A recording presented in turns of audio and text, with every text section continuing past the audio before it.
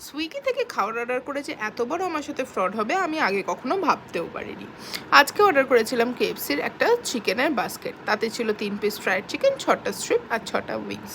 যখন খাবারটা আসে আমি খাবারটা রিসিভ করিনি, বাট আমার বাড়ির লোক করেছিল, কিন্তু তারা দেখেনি যে সিল প্যাকটা খোলা ছিল। তো যখন আমি খাবারগুলো প্লেটিং করতে গেলাম, গিয়ে দেখি ও মা, এখানে হচ্ছে 3টে ফ্রাইড চিকেনের জায়গায় অনলি একটা দিয়েছে, আর বাকি স্ট্রিপস আর উইংস 6টা করে দিয়েছে। আমি ভালো করে একটা বড় প্লেটে সাজিয়ে ওদেরকে কমপ্লেন করলাম, বাট তারা কমপ্লেন কোনো কিছু রেজিস্টারই করলো না, বা হচ্ছে যে ডেলিভারি বয় তার এগেনস্টে কোনো অ্যাকশনই নিল না। বললো যে আমাকে জাস্ট 120 রুপিস দেওয়া হবে।